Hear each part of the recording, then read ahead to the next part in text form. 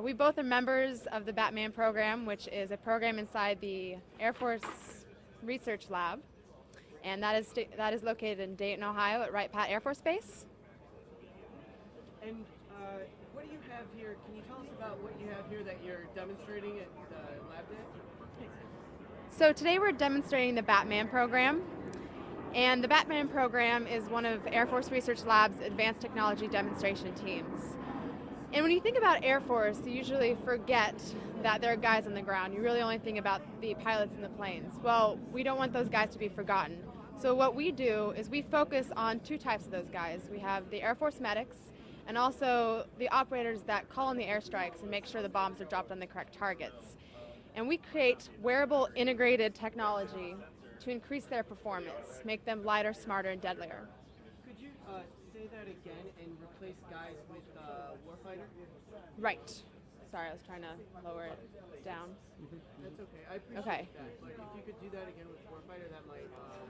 When did I say guys? Make sure no females who don't like to be called the Warfighters, operators. Got it. Operators. Start. You want me to start from the beginning? I'll ask the question again. Okay. So, can you tell us what you're here demonstrating today? So today we're here to demonstrate the Batman team. And when you think about the Air Force, oftentimes you only think about the pilots and the aircraft. And there really is a whole other aspect to it. You have warfighters on the ground, battlefield airmen, dismounted soldiers. And we want to make sure that those operators are not forgotten.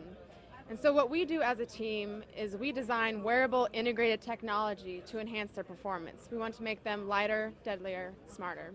And what does Batman stand for? Batman stands for Battlefield Air Targeting Man-Aided Knowledge, and that's a silent K, big N. Nice. And could you give me a couple of examples of the innovation that you've been able to produce for the warfighter through the program Batman? Absolutely. Now, I'm actually wearing a lot of these technologies here today. We have all kinds of different technologies that we work with, not just hardware, but also software as well. As Lieutenant Kurtz mentioned, a lot of times our operators, they come to us or we go to them and they tell us about a problem. One of the problems was actually for our PJ community, our pararescue jumpers. Those guys, they would go out in the field and they had to take with a pen and paper, write down all the physiological vitals of airmen that are injured. That took a lot of time, and it was a pen and paper and it's a bloody environment. So what did we do? We went ahead and integrated physiological sensors that are commercially available.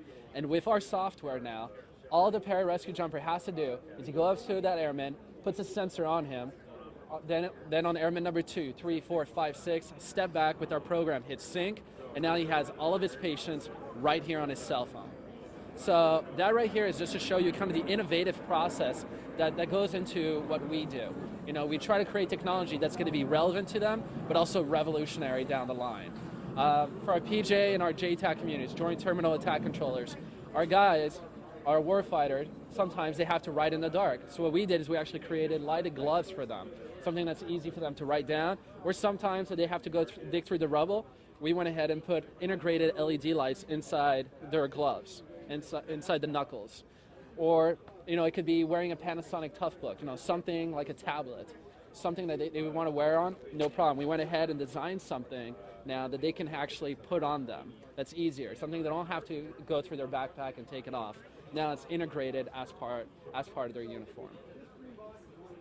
Very cool. Is there any other examples that you wanted to talk about? We have plenty of other examples. Owls. We're also looking into technologies for down the line. You know, not just technologies that's available today, but also future technologies. Now, I talked about lighted gloves, but what if you could do something else with it? What if you can actually communicate information? So, you know, wireless is always kind of the big problem, right? Is it secure enough? What we looked into is something called free space optics, which actually is information being transmitted through light. Light just like you're seeing, but at a whole different spectrum. So the beauty about this is that now you don't just have something that that's able to be hacked into, because you can control the spectrum of where the data gets transferred to, but now I can also dim the light. So like this, if I want it to be the information to only be passed within a few inches, I can do that as well. So why is that important to our warfighter? Well, our warfighter have a lot of cables on them. Lots and lots of cables. That can be snag hazard. Imagine getting out of a Humvee or a helicopter and you get snagged on something, you're going to have a bad day. So what we're talking about is having those free space optics tactically placed around their uniform, and now they become their own personal wireless network, which will be impossible for them to get hacked into, and it'll be impossible for them, to have enemies see it, because it's at a spectrum that is invisible through IR or even night vision goggles. So that's just one of the future technologies we're looking into as well. So what do you think about Lab Day? It's fantastic. I mean, if you look around right now, this is the Air Force Research Lab. As a whole, you can see all the technologies that are being demonstrated here for the Air Force, but you also have the Army Research Lab, you also have the Navy, and all of these services coming together to show off this is what we're working on. And also, the general public can go ahead and see, where their tax dollars are going into, some of the amazing technologies that are available today and for tomorrow. It also gives us an opportunity to partner with the joint services. We've already had a couple guys, Army in particular, come over and give us opportunities where some of our technology will be able to help them in the future. So DoD Lab Day gives you the opportunity to share that information. Yes, it does. Absolutely.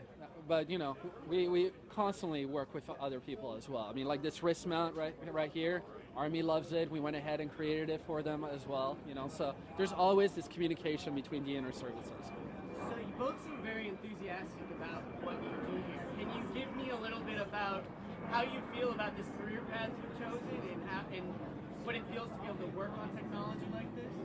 Well, myself, I just think it's an amazing opportunity because I get to see technologies that are not just available today, but I get to work with technologies that are going to be available in the future. That's kind of something as a techie individual that I absolutely love. Seeing something and then working on it, working with an amazing team of researchers, engineers, electrical engineers, human factors, all these people creating this technology that, it's going to be available in the commercial sector, and I'll be like, I was a part of this.